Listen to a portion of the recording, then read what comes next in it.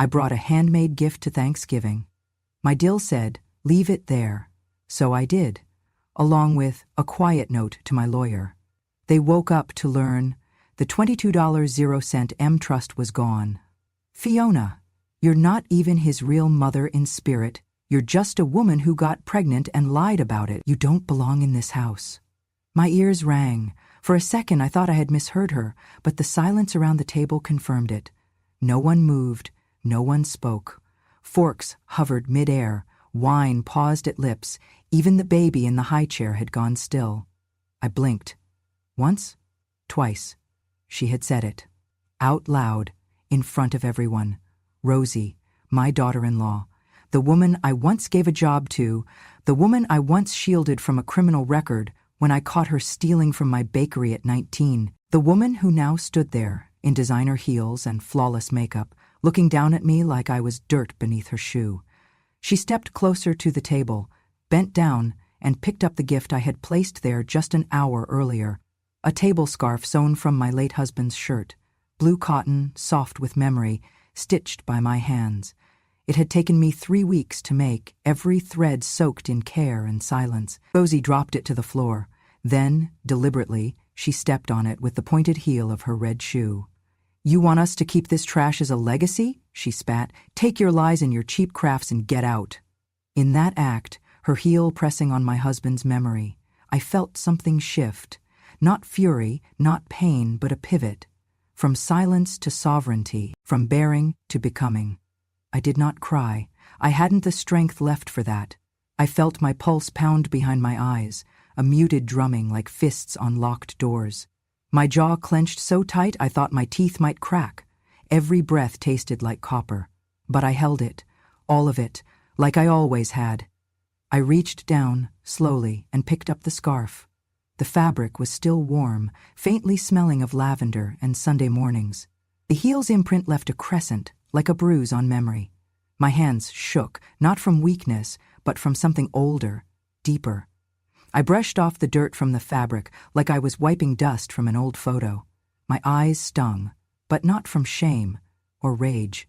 No, from memory.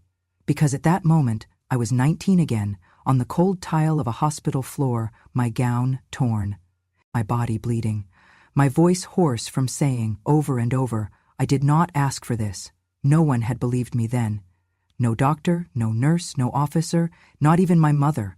And now, 40 years later, it was happening again. Except this time, I was not a girl anymore. I was a mother, and this was my son's house, and he, Tyler, the child I raised through storm and silence, sat at the head of the table, eyes down, saying nothing, not even a whisper in my defense. I straightened up, smoothed the tissue paper around the scarf, and reached into my coat pocket. The crease crinkled beneath my fingertips. That envelope had waited longer than most people wait for justice.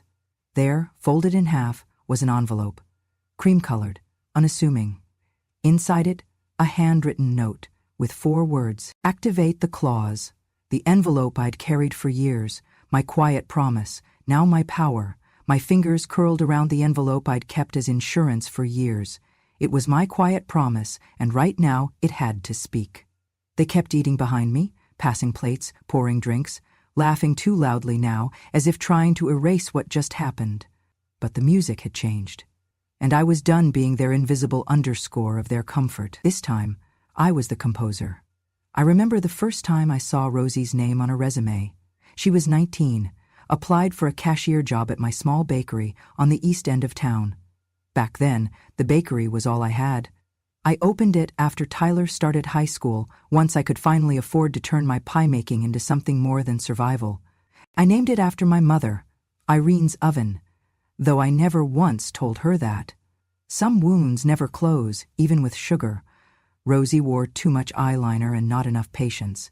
She showed up late to her interview, lied about her past job, and couldn't name a single type of sourdough. But she smiled that sort of bright, sharp smile that could slice butter. I hired her anyway. I believed in giving young women second chances. Lord knows I could have used one myself at that age. She worked behind the counter, got decent reviews from customers, knew how to upsell cinnamon rolls. But 3 weeks in, the till came up short. At first I thought it was a mistake. Maybe my math, maybe the evening managers. But then it happened again and again, until one evening I stayed late and watched from the back kitchen as Rosie slipped 2 20s from the cash drawer into her apron. She moved like someone who had done it before, quick, confident, no hesitation. I stepped out, flour still on my hands, and said her name. She froze. I told her to sit. I made tea. She stared at the floor the whole time. I could call the police, I said. I could ruin your record before you've even started your life. She did not cry. Instead, she said, "You wouldn't." I looked her dead in the eye. "Try me." Her hands clenched. Then, after a long silence, she whispered, "I just needed it for groceries. My mom's boyfriend left and she's not working. We're behind on rent." I do not know if it was true. I did not ask. I gave her the rest of the tea and told her to leave. No police, no public scene. But I also told her never to come back, and that if I heard of her stealing again, from anyone, I would make sure her name followed her like smoke. She walked out that night, and I never expected to see her again. But fate has a cruel sense of humor. 3 years later, Tyler brought her home. They met at some campus event. She had gone back to community college, studying marketing. She wore nicer clothes, smiled the same sharp smile.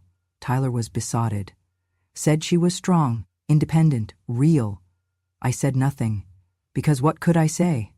That she was a thief? That I had caught her red-handed in my shop, lying to my face? Tyler would never believe me.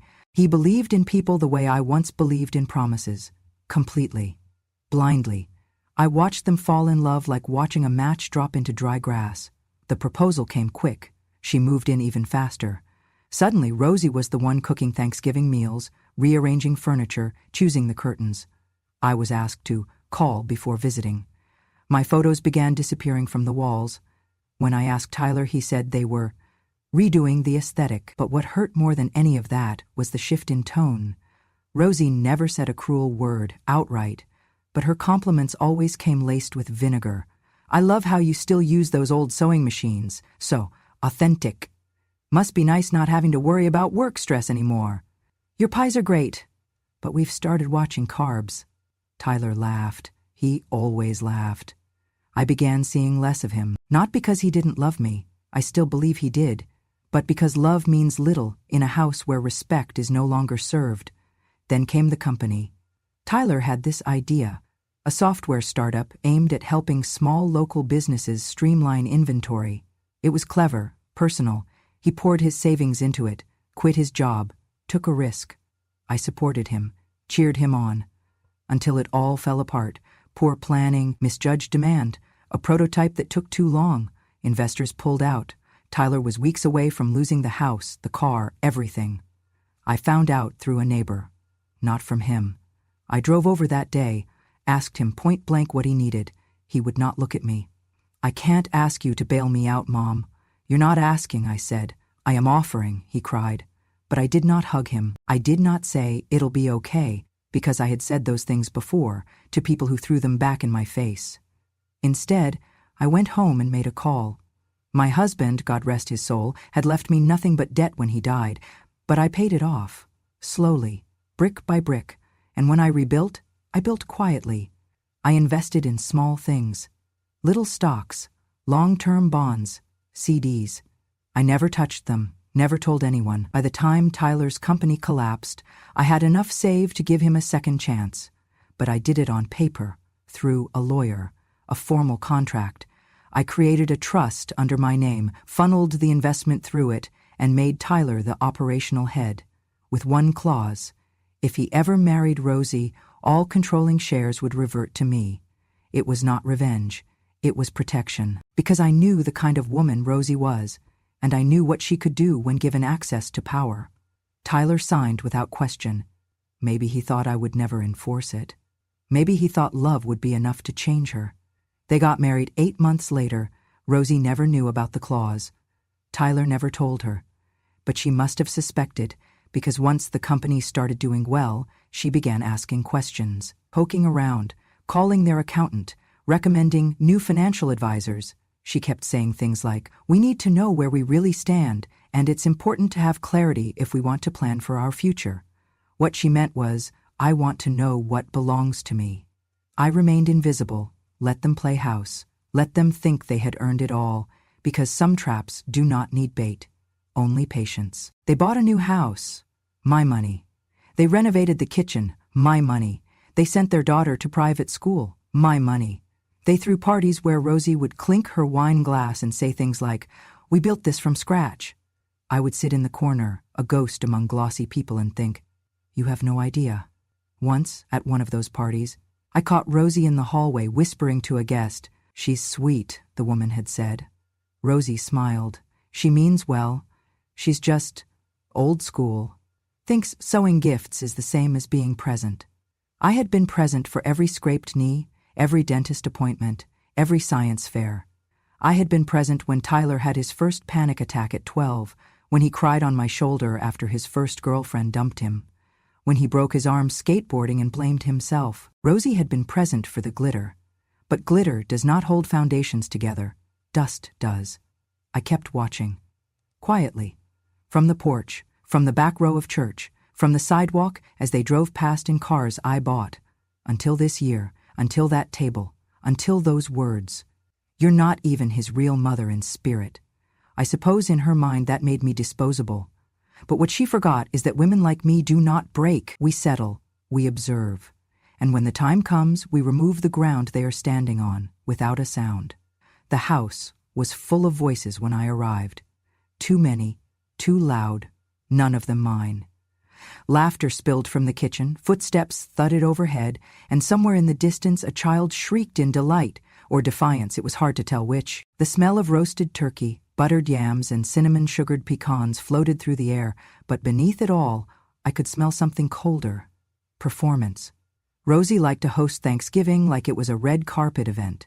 Candles in identical brass holders, plates layered in 3 tiers, name cards in cursive, a dining table large enough to seat a board of directors, and her, the woman in command, not just of the kitchen, but of the atmosphere, of how gratitude should look, how family should behave, how I should disappear into the scenery without smudging the edges. I stood at the doorway, holding my gift, a small white box tied with a pale blue ribbon, cradled in both hands like it might fly away. The fabric inside was soft, folded tightly, the stitches still fresh from last night. My fingers ached from working on it. A table runner sewn from my husband's favorite shirt, the one he wore on Sunday mornings, stained faintly with coffee along the collar. I'd stitched into it a single phrase, "Grace remains." That was all I had left to say. Rosie appeared at the end of the hallway, barking orders with a smile that never reached her eyes. "Drinks go in the front cooler. No, not that one, the white one. And make sure the kids don't touch the pie yet. Fiona always brings her baked stuff, and we don't want them full before dessert." She said it lightly, almost sweetly, but it was barbed wire wrapped in velvet.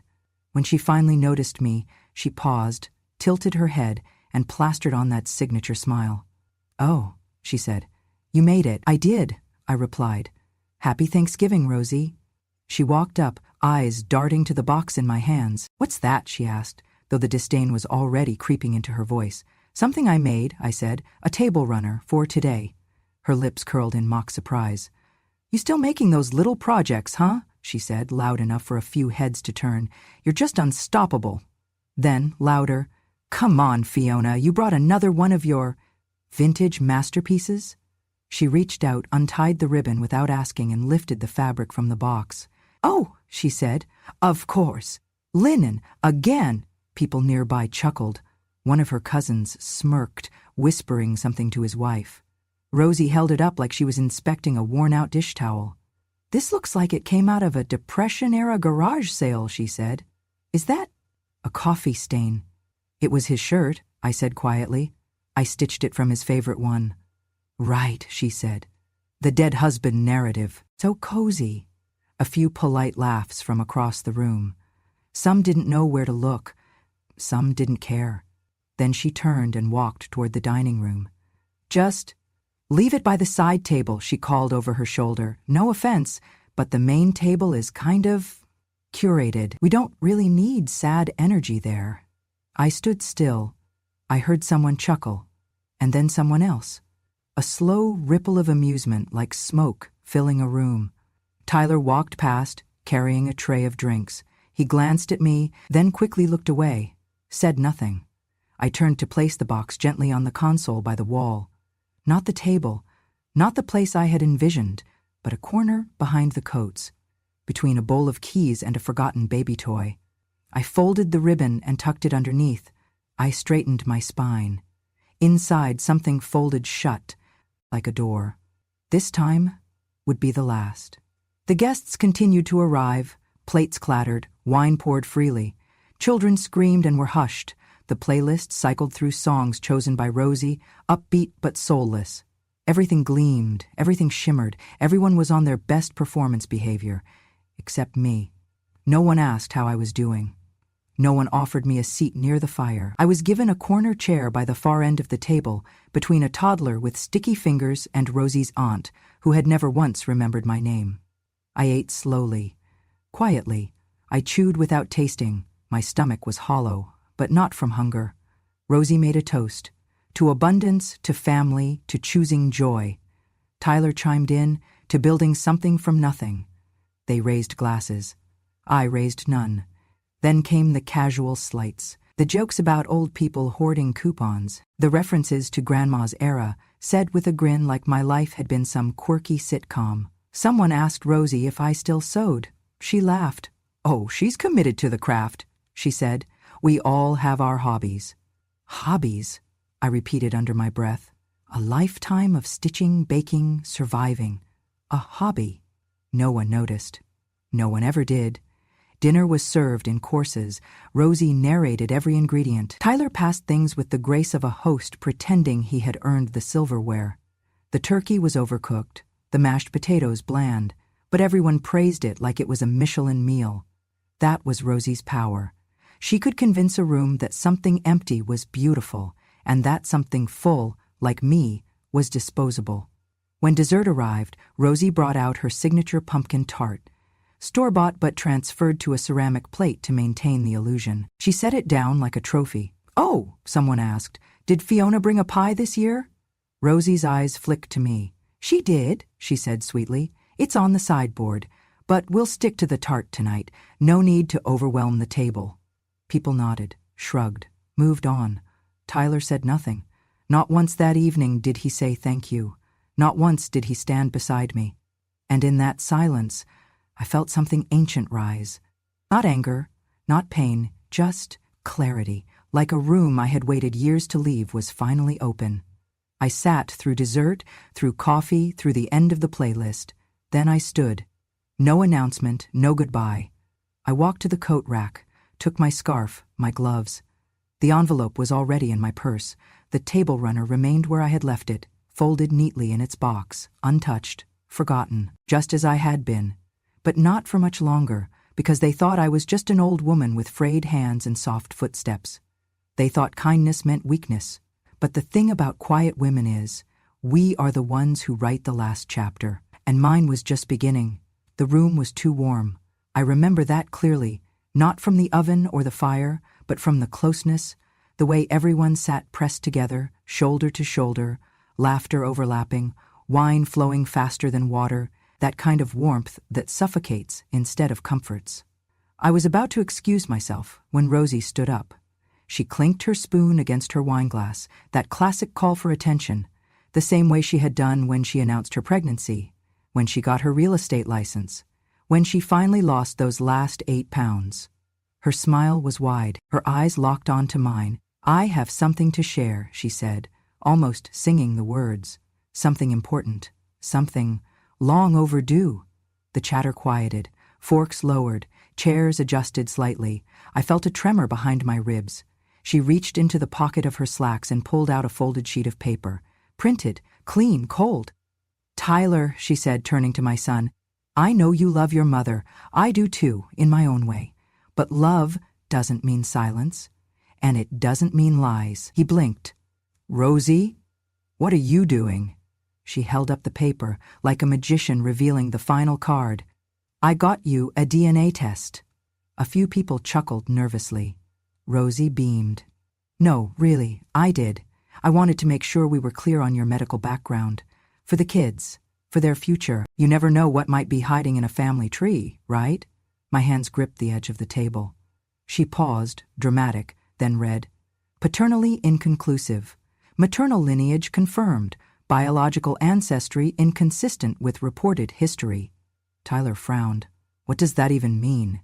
"It means," she said, looking straight at me, "that Fiona lied. She never told you who your real father was, and she still has not." The silence was a scream. He turned to me. "Mom?" I couldn't answer. My throat refused to open. Rosie's voice sharpened. "She made up a story. A convenient little tale about a high school sweetheart, remember? The one who died in a car accident? That man never existed." I felt the room begin to spin, not from panic but from the speed at which my past crashed into the present. "You've been living a lie, Tyler," Rosie continued, "and it's time you knew the truth. Your mother—" "Enough," I said, barely above a whisper. But she wasn't done. "She's not the woman you think she is. She's not a saint. She's not a hero. She's just a woman who got pregnant, alone, young, and decided to spin a story for sympathy." She turned back to the table. "She's not a mother, she's a mistake. A walking guilt trip dressed in homemade sweaters." Few gasps. Someone dropped a spoon, but Tyler just sat there, frozen. I turned to him. He met my gaze and looked away. My breath caught, because I saw it in his eyes.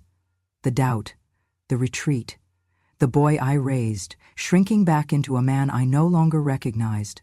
Rosie smiled again. "There, now that's out. We can move on. Honest table, honest family, right?" I sat down, slowly. No one spoke. No one touched the wine. The candles flickered too brightly. I could feel 20 sets of eyes bouncing between me and Tyler, waiting for someone to erupt, to deny, to cry. But I didn't, because none of this was new, not to me. It was 1983. I was working the night shift as a janitor at St. Mary's Hospital. I had dropped out of college the year before to help care for my father after his second stroke. Money was tight, options tighter. I remember the night because the power had flickered, a summer storm rolled in, and the backup generator had kicked on. Everything buzzed under dim yellow light. I was mopping the second-floor corridor when someone grabbed me from behind. I remember the linoleum was cold.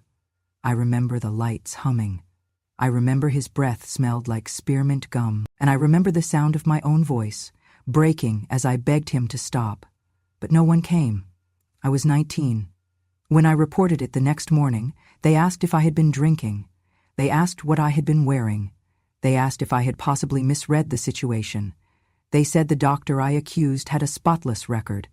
They said a janitor's word against a physician's would not hold up. I was fired a week later. 3 weeks after that, I found out I was pregnant. I never said his name again, not even to Tyler. I created a story, a high school boyfriend, a car accident, a closed chapter with no survivors. I didn't do it to lie, I did it to protect him. Because how do you explain to a child that they were born out of violence, that their very existence began with a scream? I raised him with everything I had. I worked double shifts, skipped meals, patched his jeans by candlelight. I kissed his bruises, clapped at his recitals, held his hand through fevered nights. But in the end, none of that mattered, because blood tells one story, and people like Rosie only care about that one. Back at the table, Rosie folded the paper neatly and tucked it into her purse. "As I said," she repeated, "we move forward with honesty now." Tyler finally spoke. "Why didn't you tell me?" he asked. His voice wasn't angry, just empty. I looked at him. "I wanted you to have a clean start," I said. "A name that wasn't a headline, a life that didn't begin in pain." He nodded slowly, but still said nothing else. Not, "I understand," not, "You're still my mother," just silence. And that silence roared louder than any accusation. I turned my eyes toward Rosie. She was already smiling, already sipping wine, already pretending it was all done now, that she had simply set a truth free, but what she had done was something else. She had taken a knife to a scar and dug it open in front of strangers, and Tyler let her.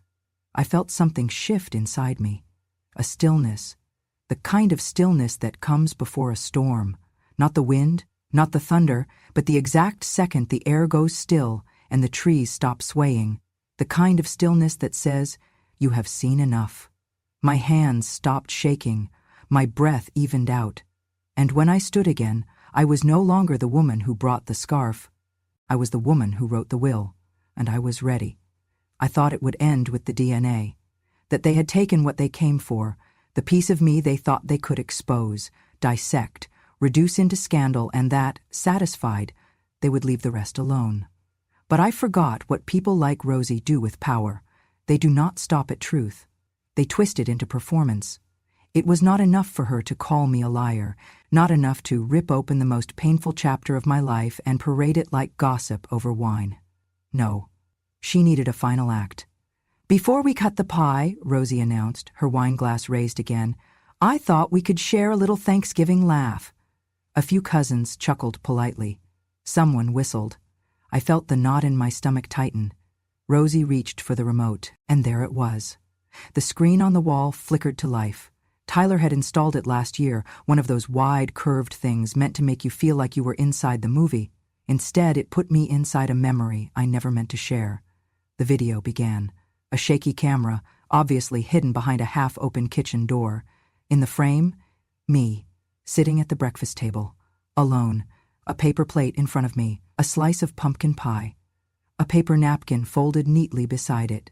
I recognized the moment instantly. Last Thanksgiving. I had arrived early, hoping to help. Rosie had smiled and told me the kitchen was already handled, that I could sit and relax. Everyone else was in the dining room, taking selfies in front of the floral centerpiece. I had taken a slice of pie, not hers, but mine, the one I baked and brought, and sat at the corner table in the kitchen, away from the laughter. In the video, I lift my fork. I chew slowly. I stare into the distance, my shoulders slumped. I looked lonely. The room erupted in laughter. "Oh my God," one of Rosie's friends said. "You guys recorded that?" Rosie smiled, like a pageant queen. She does this every year. Shows up early, brings her little pies and napkins and embroidered sadness, eats in the kitchen like she's in a black and white movie. It's kind of her tradition. More laughter. "She thinks she's part of the narrative," someone else said. "It's adorable." Tyler didn't laugh. But he didn't stop it either. He sat there, still, his hand around his drink, his eyes watching the screen with something unreadable behind them. I looked down at my lap. My hands were folded, perfectly still.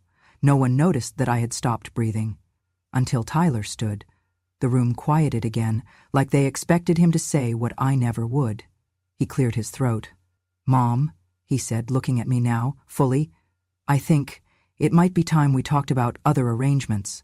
I said nothing. He continued, "I mean, you've been on your own for a long time, and now with the kids and the space, I think maybe a community could be good for you." Someone coughed. Someone nodded. "You know," he added quickly, "somewhere with people your age, with support, with structure. We'd still visit, of course." Structure? As if I was falling apart. As if my presence needed managing, containing, filing away into a tidy little corner where it would not interfere with the curated life he had built with Rosie. I looked at him for a long time, and I saw it. The final death of something. Not anger, not rebellion, just abandonment. The boy who once held my hand crossing the street, who used to tuck notes into my apron pockets that said, "I love you more than cake," now standing there, suggesting I be placed somewhere appropriate. I reached for the box, the one that held the table runner I had made. It had been left on a sideboard, untouched, still wrapped. I opened it slowly, took the scarf into my lap, and then slid my hand underneath, where I had tucked something else earlier. A small envelope, unmarked on the outside save for one neat line in black ink. "To Robert, Private Counsel." I placed it gently beside my wine glass. Someone asked, "What's that?" I smiled. "Just a thank you note," I said. No one asked again. They returned to their drinks. The screen went black. Rosie started clearing plates. Tyler took a phone call, and I sat there, quiet, holding the last gift I would ever make for this house. Not because they deserved it, but because I needed to remember who I was before they forgot entirely. That night, the house was silent when I walked in. My own house. My real one. Not the pristine colonial where Rosie played hostess.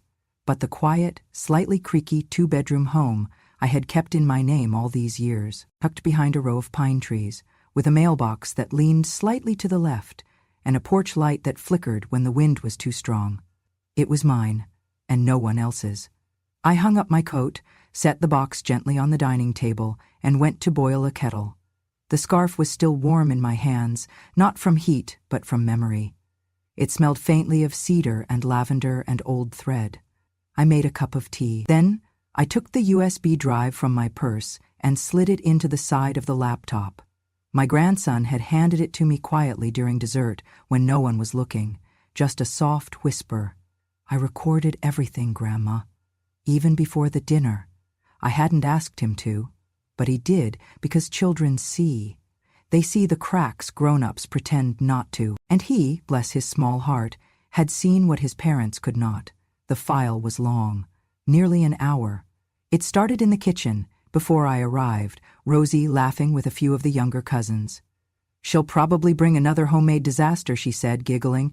"God, I hope it's not another one of those embroidered potholders. I swear it's like she's allergic to relevance." Laughter. "She still thinks she's the matriarch," someone said. "No," Rosie replied. "She thinks we owe her a standing ovation for surviving the 50s. The video continued, capturing the moment she unwrapped my table runner, sneered at it, tossed it to the side. Capturing Tyler nodding along, silent. Capturing the toast, the clip of me eating alone. My humiliation turned into a party trick. It caught every word. "You don't belong in this house. She's a mistake. Time for structure." Click. I closed the file. I didn't cry. I sipped my tea and opened my email. The subject line was already in my drafts, saved for years, waiting.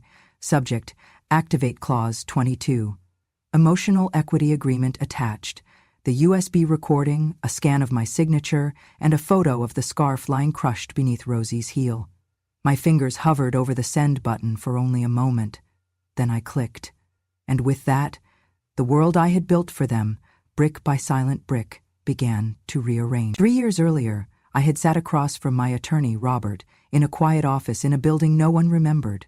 We were drawing up a standard amendment to the trust fund I had created for Tyler's startup, meant to protect my assets while giving him operational control. But as he explained the options, I asked him a question no client had asked before. "Can I write a clause that protects me emotionally?" He had blinked, curious. "Emotionally? Yes," I said. "Not from physical harm, but from humiliation, from neglect, from erasure." He'd leaned back in his chair, thinking. "Well," he finally said, "you could create a conditional clause, something triggered by documented behavior, something subjective but provable." "I want it to be called the Emotional Equity Agreement," I said. He smiled, intrigued. "Sounds poetic." "I want it to be binding."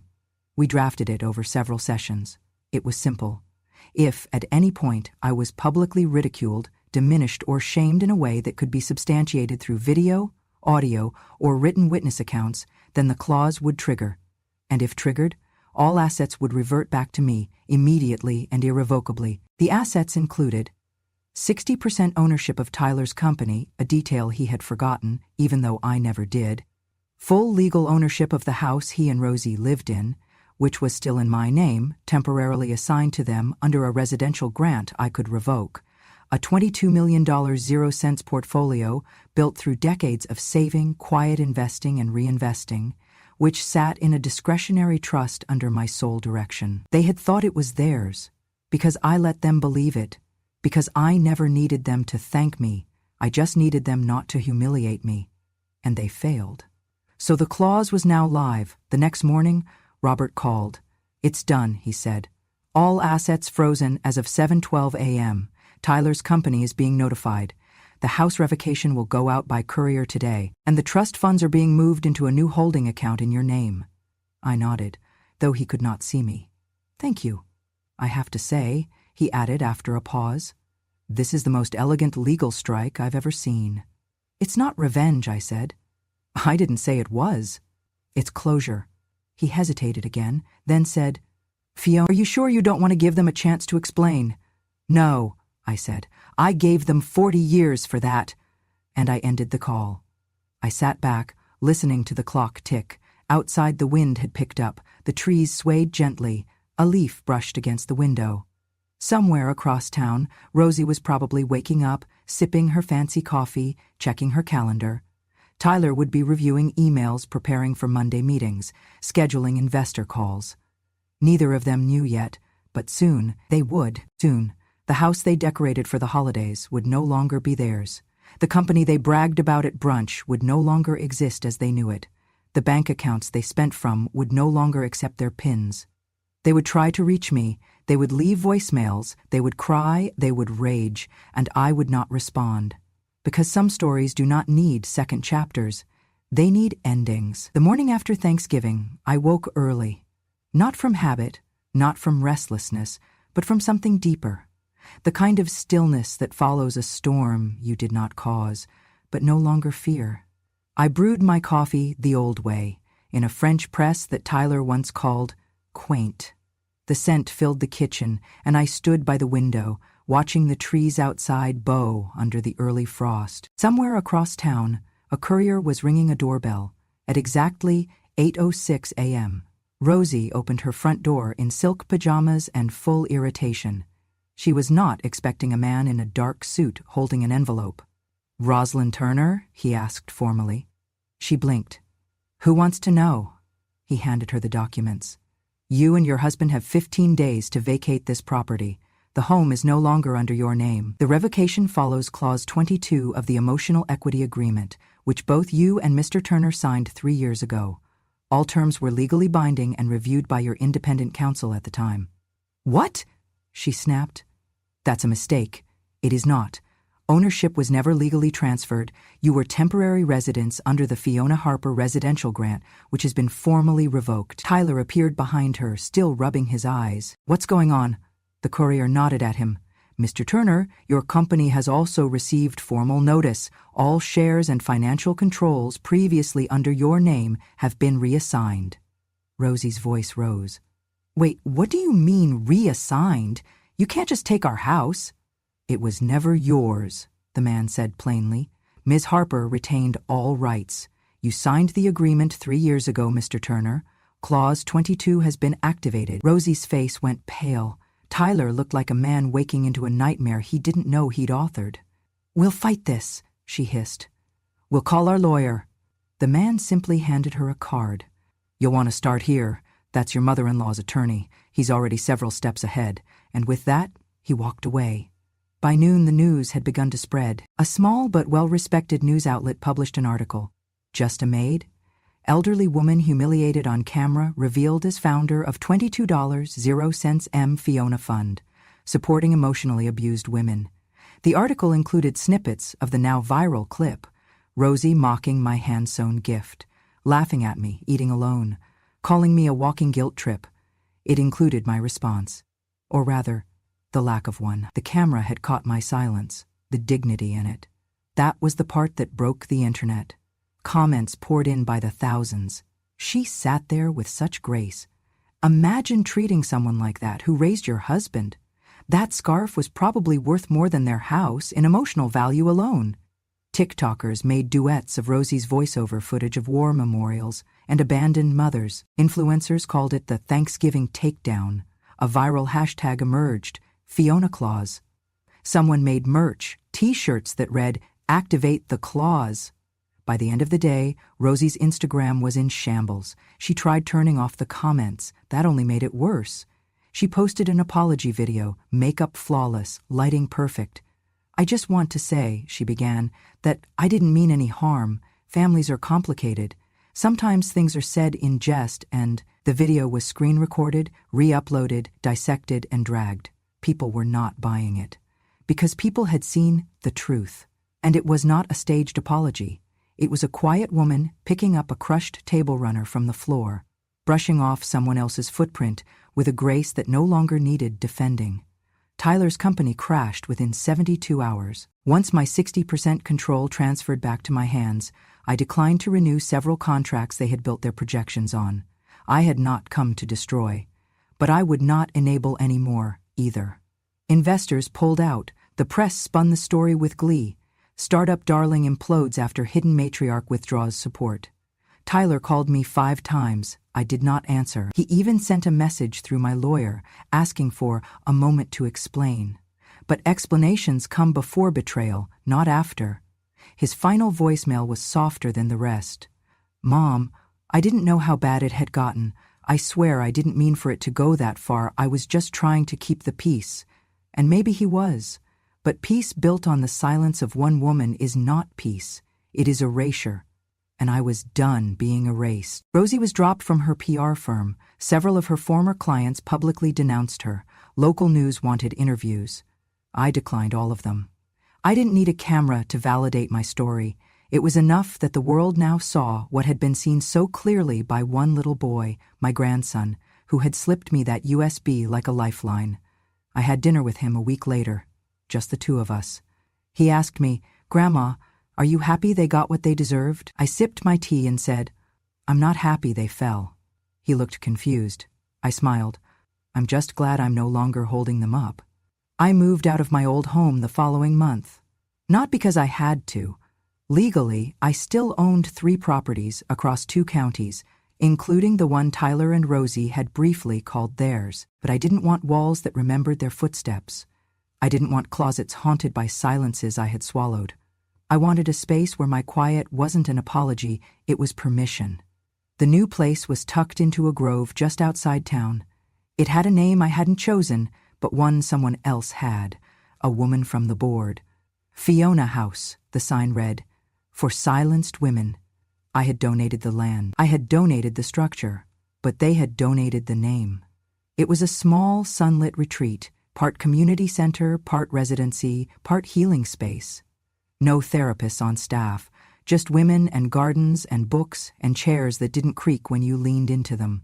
We didn't speak much. That was the point. Some days I sat on the porch and stitched quietly, while other women planted herbs. Some days I taught a girl how to knead dough until it sighed into the shape of something familiar.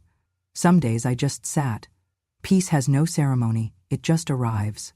My grandson visited on Sundays. He came with pockets full of candy and eyes full of questions. "Why do you live here, Grandma?" "Because I like the silence," I'd say. "But your house was big." It was loud, too. He nodded like he understood. And maybe, in some way he did. One day he sat beside me on the porch and said, "Mom says you ruined everything." I paused my stitching. "Do you think I did?" I asked him. He shook his head. "No, I think you stopped pretending." I reached for his hand and squeezed it. He grinned. "You're like a silent superhero," he added. I laughed. "Is that what I am?" He nodded. "The quiet kind, the kind that waits until the last chapter." A few weeks later, I received a request from a local news station. They wanted to interview me. Not about the trust, not about the scandal, not even about the internet frenzy that had started to die down. They wanted to talk about Fiona House, about resilience, about rebuilding. I said yes. We filmed on the porch. I wore the same cardigan I had the night I mailed the envelope. It still smelled faintly of tea and lavender. My hands stayed folded, my back straight. The interviewer smiled, young and eager. She asked the expected questions about my past, my investments, the way silence can sometimes scream louder than anger. Then she leaned forward and said, "Do you think you got revenge?" I looked at her, at the camera, at the quiet hill behind her. "No," I said, "I didn't get revenge." She blinked. "I just stopped forgiving people who weren't sorry." There was a pause. And then I added, "I didn't want to punish them. I just wanted to stop pretending I wasn't hurt." They aired the segment during prime time. People wrote letters. Some shared their own stories of being overlooked, dismissed, laughed at for being too much or too old or too emotional. One woman wrote, "I watched you pick up that scarf and I felt like someone had picked up me." Another said, "My mother was a Fiona. I wish I had seen her sooner." But I didn't reply to most. Not because I didn't care, but because some things are meant to be felt, not explained. The last scene of the segment showed a close-up of the table runner, the one Rosie had crushed. It was framed now, under glass, hanging in the main hall of Fiona House. The camera zoomed in slowly, until only the embroidery showed. "You don't lose family, you lose illusions." Then the screen faded to black, and the world finally was quiet. If this story stirred something in you, if you've ever been overlooked, silenced, or quietly cast aside, then you understand why I told it. Because revenge doesn't always come with shouting. Sometimes it walks on soft feet, holding a pen, not a knife. And sometimes the loudest justice is silence, followed by peace. If you want more stories like this, true stories from the quietest woman in the room, then go ahead and subscribe to Grandma True Stories. Every week, I'll share what they thought I'd forget. But I didn't, because wisdom doesn't fade, it waits, and now it speaks.